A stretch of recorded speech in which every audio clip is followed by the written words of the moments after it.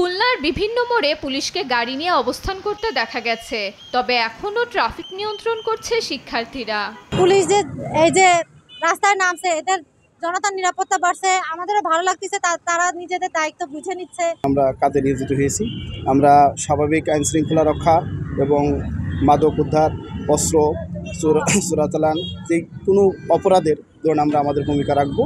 রংপুরে শৃঙ্খলা ফেরাতে সড়কে নেমেছে ট্রাফিক পুলিশ, তাদের ফুল দিয়ে বরণ করেছে শিক্ষার্থীরা। তারা সবসময় আমাদের পাশে থাকবে এবং ট্রাফিক পুলিশ সহ অন্যান্য পুলিশের যে সকল সংস্থা আছে সবাইকে সার্বিক সহযোগিতা করবে। তাদের সহযোগিতার মাধ্যমে আমরা আবার বাংলাদেশকে নতুনভাবে গড়ব। তাদের অভাবটা আমরা বুঝতে পারছি, তারা কর্মক্ষেত্রে ফিরে আসছে, আগামীতে তারা জনস্বার্থে কাজ করবে আমাদের জন্য, এমনটাই কামনা করি। ময়মনসিংহ জেলার 14টি থানার কার্যক্রম শুরু হয়েছে।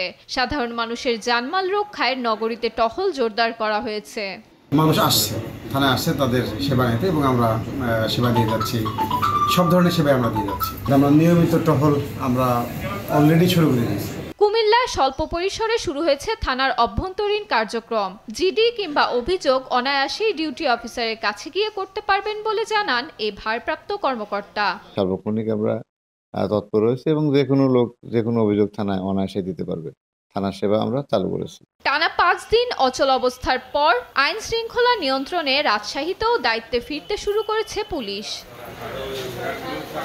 কুষ্টিয়ার 7টি থানায় কার্যক্রম শুরু করেছে পুলিশ। আসলে পুলিশ কখনোই জনগণের প্রতিপক্ষ না।